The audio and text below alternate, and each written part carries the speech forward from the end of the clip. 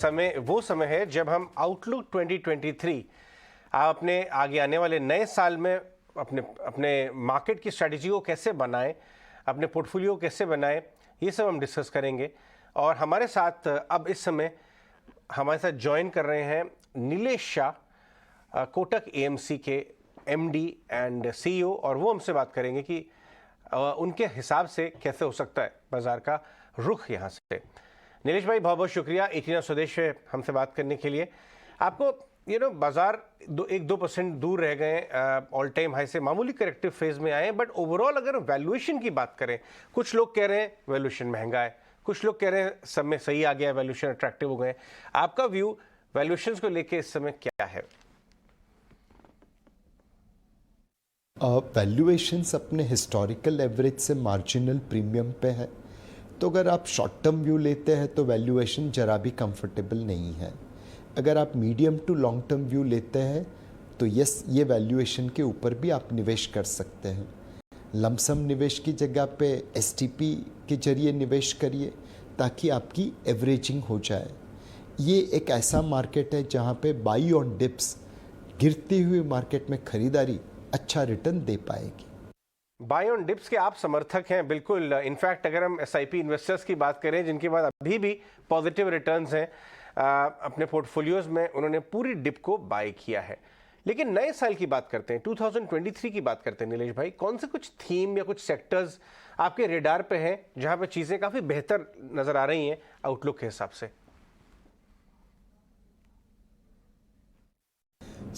हर sector में आपके लिए बहुत ज़रूरी है कि आप अच्छे मैनेजर के साथ निवेश करें। भारत एक राइजिंग टाइड है, सारी बोटों को ऊपर कर देगा, लेकिन जिस नाव में छेद है वो कुछ समय के लिए ऊपर आएगी, बाद में डूब जाएगी। तो ऐसी नाव में मत बैठिए जहाँ पे छेद है, ऐसी कंपनी में निवेश मत करिए जहाँ पे मैनेजर रिलायबल नहीं है, जो आपके साथ चोरी कर सकता है। सब्जेक्ट टू दैट कि मैनेजमेंट क्वालिटी पे फोकस रखना है। हमें लगता है कुछ सेक्टर आने वाले समय में मार्केट को आउट परफॉर्म कर सकते हैं। चाइना +1, यूरोप +1 की वजह से मैन्युफैक्चरिंग क्षेत्र में not only local demand but global demand का भी असर दिख रहा है। यह कंपनीज प्राइवेट सेक्टर इन्वेस्टमेंट की रिवाइवल को भी देख रही है। कुल मिला के इंडस्ट्रियल, कैपिटल गुड्स, इंजीनियरिंग जैसे सेक्टर जो प्राइवेट सेक्टर की रिवाइवल के ऊपर खेल सके, वह अगले साल मार्केट को आउट परफॉर्म कर सकते हैं। निश भाई, 2022 के अंदर इतना शानदार रिटर्न मिला कि जब 2023 के अंदर जा रहे हैं ना, तो लोग रिटर्न के साथ साथ ना सेफ्टी वाले एंगल को भी लेके चल रहे हैं।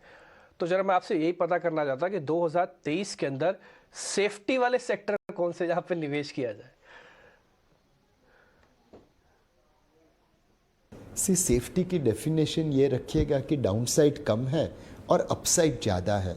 डाउनसाइड ज़ीरो है ऐसा कोई सेक्टर नहीं है, ऐसी कोई मार्केट नहीं है।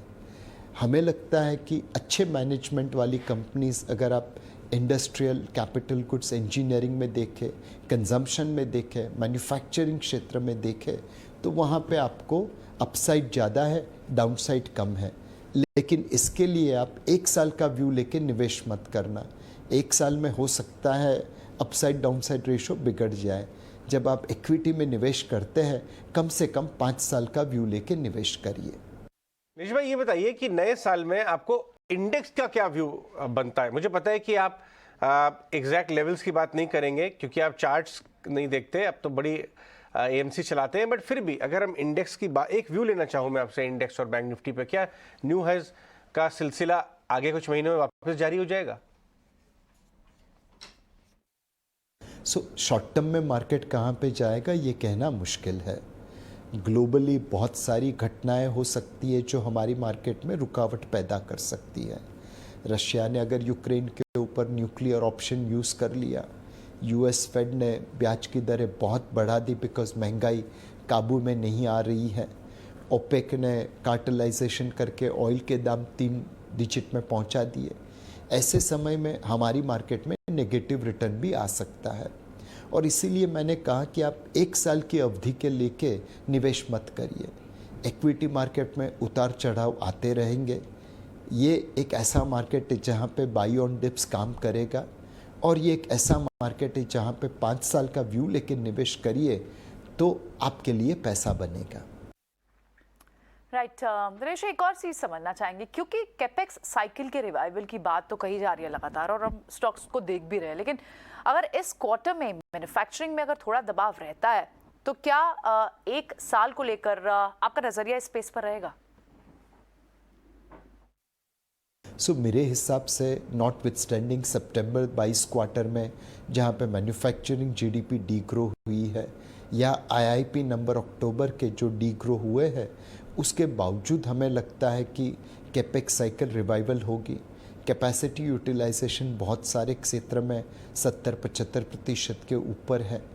बहुत सारी कंपनीज की बैलेंस शीट डी लिवरेज हो चुकी है, उनके पास अब एक्सेस कैश फ्लो हो रहा है, and more importantly banking system नया क्रेडिट, नया ऋण देने के लिए रेडी है।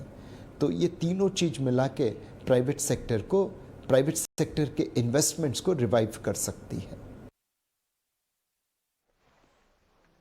नीतीश भाई, फाइनेंशियल सर्विसेज को लेकर एक सवाल आपसे पता करना है, क्योंकि इसने बहुत अच्छा रिटर्न दिया इस बार, और ज़्यादातर फंड या फिर ज़्यादातर जो पोर्टफोलियो मैनेज करते हैं लोग, उनका बड़ा हिस्सा इसी फाइनेंशियल सर्विसेज में होता है।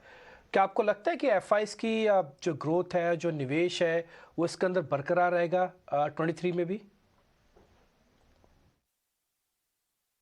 मेरे हिसाब से पिछले अगर 1-1.5 साल में देखें तो एफपीआई की सेलिंग की वजह से काफ़ी बैंकिंग स्टॉक नीचे आ गए थे। Credit growth high single digit में था, उस वजह से मार्जिन के ऊपर थोड़ी इम्पैक्ट थी, और एनपीए लेवल्स कम हो रहे थे बट फिर भी काफ़ी हाई थे। ये सारी चीज़ें अगर मिला के देखें तो अब तक पलट चुका है। Credit growth high single digit से लो डबल डिजिट में आ गया है। एनपीए लेवल्स सिंड्रेला टाइम पे पहुंच गया है कि पार्टी टाइम चल रहा है, इतने कम एनपीए शायद ही किसी ने देखे थे, और वैल्यूएशंस भी काफ़ी रीजनेबल हो गए थे। अब वैल्यूएशंस काफ़ी चीप लेवल से रीजनेबल हो गए हैं। तो ये सारी चीज़ें मिला के अगर देखें कि बैंकिंग क्षेत्र में पिछले 1-1.5 साल जैसा परफॉर्मेंस आने वाले 1-1.5 साल में शायद नहीं आएगा। बैंकिंग क्षेत्र अच्छा करेगा, बट बैंकिंग क्षेत्र के स्टॉक्स उतना रिटर्न शायद डिलीवर नहीं करेंगे जितना पिछले 1-1.5 साल में आया था। नीलेश भाई, रूरल सेंटिमेंट की क्या बात आप देख रहे हैं, क्योंकि काफ़ी ज़्यादा डेटा पॉइंट्स आ रहे हैं। पहले कमेंट्री आई हीरो मोटो की, उसके बाद ट्रैक्टर सेल्स अब ऑल टाइम हाई की तरफ जाती हुई नजर आ रही है। बहुत सारे ऐसे साइंस दिख रहे हैं कि शायद टर्न अराउंड अर्ली स्टेजेस में है रूरल साइड पर, रूरल इंडिया में, भारत में। आपका क्या नजरिया है इस बात पे?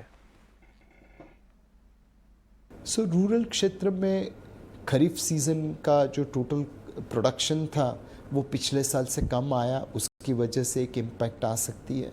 महंगाई की दूसरी इम्पैक्ट आ रही थी, और कुल मिला के अक्टूबर 21 से जून 22 के बीच में लिस्टेड एफएमसीजी कंपनी का वॉल्यूम डी ग्रो हुआ था। उसमें लार्ज कंट्रीब्यूशन रूरल इकोनॉमी से था। अब रबी सीजन अच्छी निकलेगी ऐसे आसार है।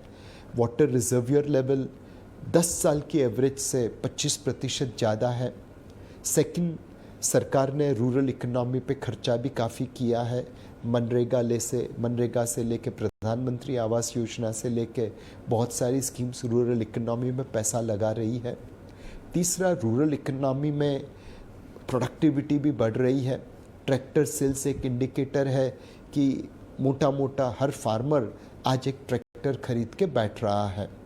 तो ये सारी चीज़ें मिला के रूरल इकोनॉमी की कंजम्पशन को बॉटम करके पॉजिटिव टेरिटरी में लेके आएंगे। राइट नीलेश, लेकिन क्या नए साल में अब किस तरह का व्यू बनाना चाहिए कि बाजार में निवेश में तेजी जारी रहेगी? इस साल तो हमने 2 पार्ट्स में देखा बाजार को। इस वक्त आप क्या उम्मीदें बजट से कर रहे हैं? क्या कुछ ओवरलुक आपका रहेगा? बजट में फाइनेंशियल सर्विसेज क्षेत्र को पुश करने के लिए जैसे एक जनधन योजना थी जिसके तहत हर भारतीय के पास एक बैंक अकाउंट हो गया, वैसे हमें जन निवेश योजना करनी चाहिए। जो भारत का सेविंग्स है वो भारतीय एंटरप्रेन्योर को सपोर्ट कर सके, उसके लिए हमें कैपिटल मार्केट को डेवलप करना है। आज हमारी इकोनॉमी में काफ़ी पैसा रियल एस्टेट और गोल्ड में लग जाता है। भारत में 1 ग्राम सोना भी माइन नहीं होता।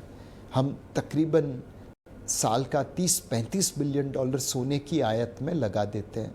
अगर वही 30-35 बिलियन डॉलर हम म्यूचुअल फंड्स में, बैंक डिपॉजिट्स में, इंश्योरेंस पॉलिसी में लगा दे तो उतना भारत का ग्रोथ बढ़ जाएगा, उतना हमें भारतीय एंटरप्रेन्योर को सपोर्ट करने का मौका मिल जाएगा। तो इस बजट में कोशिश यही रहे कि भारत की सेविंग्स भारत के उद्योगपतियों को सपोर्ट करने में काम आ जाए। राइट, ऑल राइट नीलेश भाई, बहुत बहुत शुक्रिया आज हमसे बात करने के लिए। आपने अभी भी रूरल इकोनॉमी के बारे में जो बात कही कि आपको अर्ली साइंस दिख रहे हैं टर्न अराउंड के, उसमें मैं अगर और एक बात जोड़ दूं कि रूरल इकोनॉमी या बॉटम ऑफ द पिरामिड जो अभी तक बहुत ज़्यादा परेशान हिस्सा था इकोनॉमी का, वहाँ पे अर्ली साइंस नज़र आ रहे हैं। और इसी के लिए हमारे जो